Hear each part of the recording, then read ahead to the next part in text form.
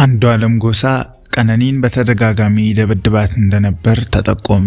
የወጣቷ ቀነኒ አዱኛን ሞት ተከትሎ በሚካሄደው ምርመራ አዲስ እና አስደንጋጭ መረጃ ወጥቷል። ድምፃዊ አንዱዓለም ጎሳ እጮኛው የነበረችውን ቀነኒ አዱኛን በተደጋጋሚ ሰክሮ እየገባ ይደበድባት እንደነበር የሚገልጹ መረጃዎች እየወጡ ነው። ይህ አዲስ መረጃ በጉዳዩ ላይ አዲስ አቅጣጫ የፈጠረ ሲሆን ፖሊስ ምርመራውን በዚህ አቅጣጫ እንዲያጠናክር ግፊት እያሳደረ ነው። ቀነኒ አዱኛ መጋቢት 1 ቀን 2017 ዓ.ም ከሌሊቱ 10 ሰዓት አካባቢ ከምትኖርበት አፓርታማ 5ኛ ፎቅ ላይ ወድቃ ህይወቷ ማለፉ ይታወሳል። ፖሊስ ምክንያቱ ባልታወቀ ሁኔታ በሚል የገለጸው የሞት መንስኤ በርካቶችን ሲያነጋግር ቆይቷል። ይሁን እንጂ አሁን እየመጡ ያሉት መረጃዎች የቀነኒ ሞት ከድንገተኛ አደጋ ወይም ራስን ከማጥፋት የዘለለ ከባድ የቤት ውስጥ ጥቃት ውጤት ሊሆን እንደሚችል ይጠቁማሉ።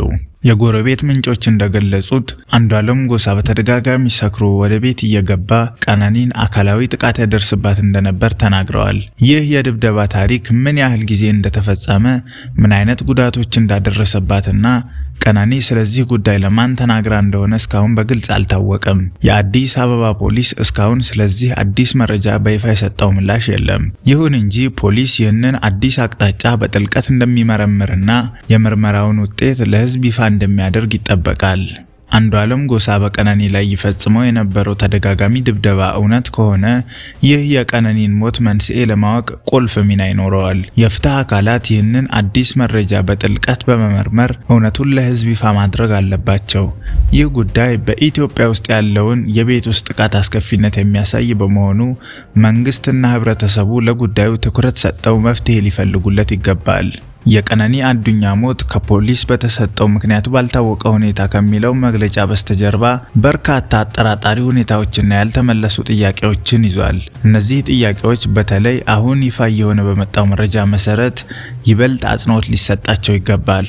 በመጀመሪያ ደረጃ ምክንያቱ ባልታወቀ ሁኔታ የሚለው የፖሊስ አገላለጽ በራሱ ክፍተት ያለበት ነው። ድንገተኛ አደጋ ነው፣ ራስን ማጥፋት ነው ወይስ ሆን ተብሎ የተፈጸመ ግድያ ነው የሚሉት ጥያቄዎች አሁንም ምላሽ አላገኙም። ከዚህ በተጨማሪ ክስተቱ የተፈጸመው በሌሊት 10 ሰዓት መሆኑ ሁኔታውን ይበልጥ አጠራጣሪ ያደርገዋል። ከማብሰያ ክፍል በረንዳ ላይ መውደቋም እንዲሁ ተጨማሪ ጥያቄዎችን ያስነሳል። በረንዳው ምን ያህል አስተማማኝ ነበር? በምን ሁኔታ ላይ ነበረች? ከሁሉም በላይ አሳሳቢው ጉዳይ አሁን እየወጡ ያሉት መረጃዎች ናቸው።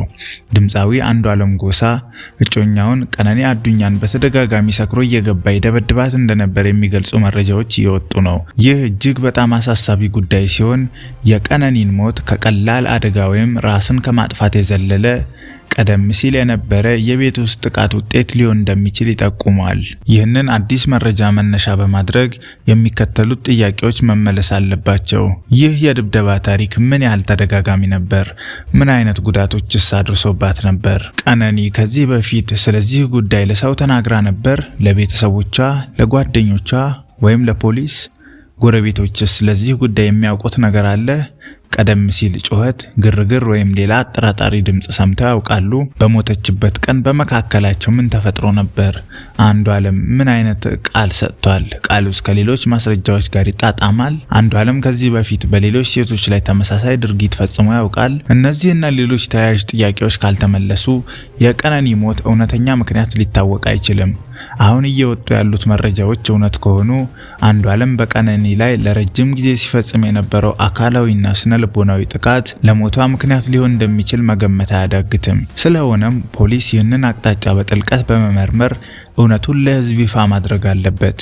የምርመራው ውጤት የቀነኒን ሞት ምስጢር ከመፍታቱም በላይ ለሌሎች የቤት ውስጥ ጥቃት ሰለባዎች ተስፋ የሚሰጥ መሆን አለበት። በቀነኒ አዱኛ ሞት ዙሪያ እየተካሄደ ያለው ምርመራ በርካታ ውስብስብ ሂደቶችን ያካተተና የተለያዩ ተግዳሮቶች የሚታዩበት ነው። ፖሊስ እስካሁን ባደረገው ምርመራ አሻራ ማንሳቱን፣ አስከሬኑን ለምርመራ ወደ ሆስፒታል መላኩንና የሰዎችን ማስረጃ በማሰባሰብ ላይ መሆኑን ገልጿል። ይሁን እንጂ የምርመራ ሂደቱ ከዚህም የዘለለ ጥልቀትና ስፋት ሊኖረው ይገባል። ከፖሊስ ምርመራ ባሻገር የቴክኒክ ምርመራዎች ወሳኝ ሚና ይጫወታሉ። የቀነኒ ሞባይል ስልክ መረጃዎች ከማን ጋር እንደተጻጻፈች፣ ምን አይነት መልእክቶች እንደተለዋወጠች፣ ከሞተችበት ሰዓት በፊት ምን አይነት የስልክ ጥሪዎች እንዳደረገች የመሳሰሉትን መረጃዎች መመርመር በመመርመር እውነቱን ለማወቅ ይረዳል። በተጨማሪም በአፓርታማው ህንፃ ወይም በአካባቢው የደህንነት ካሜራዎች ካሉ የተቀረጹትን ምስሎች በጥንቃቄ መመርመር ያስፈልጋል። ከቦታው የተገኙ ሌሎች ማስረጃዎች ለምሳሌ የልብስ ቁርጥራጭ፣ የደም ናሙና ወዘተ ካሉም በፎረንሲክ ባለሙያዎች ተመርምረው ከሞት ሁኔታ ጋር ያላቸው ግንኙነት መጣራት አለበት። የምስክሮች ቃል ሌላው ወሳኝ የምርመራ አካል ነው። በወቅቱ በአካባቢው የነበሩ ሰዎች፣ ጎረቤቶች፣ ጓደኞች፣ የሥራ ባልደረቦችና ሌሎችም ሊያውቁ ይችላሉ ተብሎ የሚታሰቡ ሰዎችን ቃል መቀበልና የተናገሩትን እርስ በርስ ማመሳከር ያስፈልጋል። ምስክሮች እርስ በርሳቸው የሚጋጩ ቃሎች ከሰጡ ምክንያቱም በጥልቀት መመርመርና እውነቱን ለማጣራት መጣር ያስፈልጋል። በምርመራ ሂደት ውስጥ ሊያጋጥሙ ከሚችሉ ተግዳሮቶች መካከል አንዱና ዋነኛው ገለልተኛነትን መጠበቅ ነው። በተለይ ከታዋቂ ግለሰቦች ጋር የተያያዙ ጉዳዮች ሲሆኑ የፖለቲካ ወይም የሌላ ተጽዕኖ እንዳይኖር ጥንቃቄ ማድረግ ያስፈልጋል። መርማሪዎች ከማንኛውም ወገን ጫና ነፃ ሆነው በሙያዊ ስነ ምግባርና በሕግ አግባብ ብቻ መስራት አለባቸው። ሌላው ተግዳሮት ግልጽነትን ማረጋገጥ ነው። የምርመራ ሂደቱ ምስጢራዊነት በሚጠይቀው ደረጃ መጠበቅ ያለበት ቢሆንም በተቻለ መጠን ለሕዝብ ግልጽ መሆን አለበት። የምርመራው ሂደት ምን ደረጃ ላይ እንደደረሰ፣ ምን አይነት መረጃዎች እንደተገኙና በቀጣይ ምን እንደሚጠበቅ ለሕዝቡ ማሳወቅ በፍትህ ስርዓቱ ላይ እምነት እንዲኖር ከማድረጉም በላይ አሉባልታዎችንና የተሳሳቱ መረጃዎችን ለመከላከል ይረዳል። የአስከሬን ምርመራ ውጤት የቀነኒን ሞት ትክክለኛ ምክንያት ለማወቅ ወሳኝ ነው። ይህ ምርመራ ሆን ተብሎ የተፈጸመ ግድያ፣ ራስን ማጥፋት ወይም ድንገተኛ አደጋ መሆኑን ለመለየት ያስችላል።